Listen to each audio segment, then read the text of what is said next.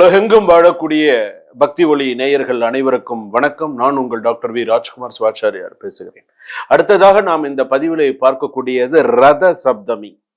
சுவாமி, ரத சப்தமி எல்லாருக்குமே தெரியும். ரதம் என்றால் தேர், சப்தமி என்றால் இந்த திதியில 7வது நாள். இந்த ரத சப்தமி அப்படின்னு சொல்லும் போது தங்க தேரிலே தங்க அந்த இதுல பாத்தீங்கன்னா ரதத்துல பாத்தீங்கன்னா 7 குதிரைகள் பூட்டிய குதிரை அந்த ரதத்திலே அந்த சூரிய பகவான் வரக்கூடியது. ரொம்ப விசேஷமான ஒரு நாள் ரத சப்தமி. இந்த ரத சப்தமியில நீங்க முக்கியமா சில விஷயங்கள்லாம் தெரிந்து கொள்ள வேண்டிய சில விஷயங்கள். ரத சப்தமி இன்னைக்கு நம்ம என்னென்ன நம்ம செய்தால் நமக்கு நன்மை. முதல் விஷயம் ஸ்நான விஷயம். ஸ்நானம்னு குளிக்கிறது. இந்த குளிக்கிறது ரத சப்தமி அன்று. ரத சப்தமி என்னைக்கு? 25ஆம் தேதி 1ஆம் மாதம் 2026. இந்த நாள்ல ஸ்நானம் செய்ய ரத சப்தமி அன்னைக்கு எத்தனை மணிக்கு நீங்க குளிக்கணும்? குளிக்கிற நேரம் பார்த்தீங்கன்னா காலையில 5:37 7:13, அதிகபட்சம் 7:15க்குள்ள நீங்க குளிச்சிடணும். நல்லா ஞாபகம் வச்சுக்கோங்க. இந்த டயத்தை மிஸ் பண்ணாதீங்க. ஸ்நான காலம்னு பேரு அதுக்கு. அதுக்கு என்ன காலம்? ஸ்நான காலம்.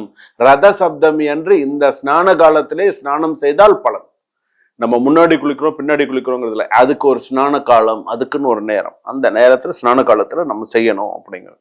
ஸோ அதை நீங்க செஞ்சீங்க அப்படின்னு சொன்னால் ஃபர்ஸ்ட் சிறப்பு. ஸ்நான காலம் அப்படின்னு பேர்.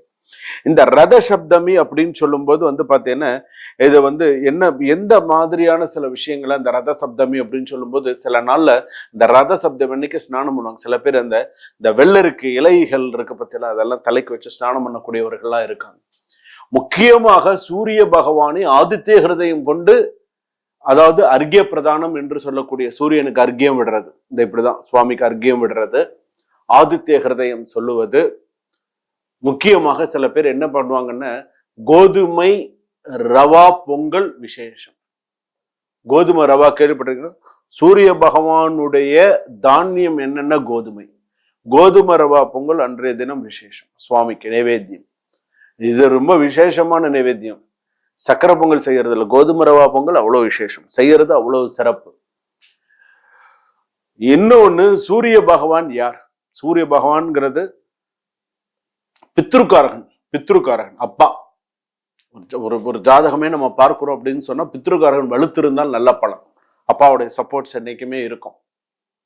அதுதான் அந்த சூரிய பகவானுடைய ஒரு விஷயம் அப்படிங்கிறது. அப்ப அந்த ரத சப்தமி அப்படின்னு சொல்லும் போது இந்த நாள் நீங்க மிஸ் பண்ணவே கூடாது. அந்த சில பேர் சொல்லுவாங்க, இன்னைக்கு ரத சப்தமி வருது, இன்னைக்கு நம்ம என்ன பண்ணணும், என்னென்ன சில பேர் அந்த ஒரு விஷயங்கள் எல்லாம் வச்சிருப்பாங்க. என்னென்ன பண்ணணும், என்னென்ன எல்லாம் செய்யறதெல்லாம் நமக்கு சிறப்பு அப்படிங்கிற சில இது.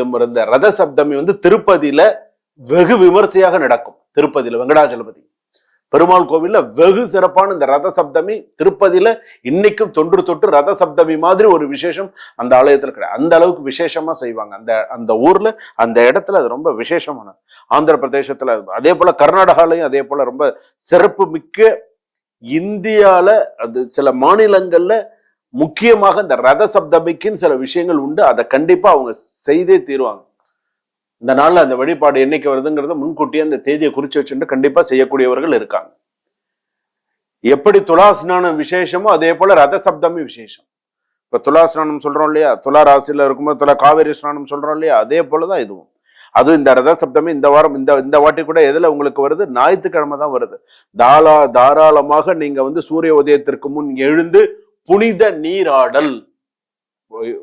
உங்களுக்கு எங்க உங்களுக்கு புனித நீராடல், உங்களுக்கு ஒரு எந்த இடத்துல நதி ஓடுற இடமோ, எங்க உங்களுக்கு அருணோதயத்துல சுவாமி அருணோதயத்துல மட்டுமே செய்யப்படக்கூடிய ஒரு புனித நீராடலும் ஒருவருக்கு அனைத்து நோய்களிலிருந்தும் விடுபடக்கூடிய சூழ்நிலைகள் உண்டு.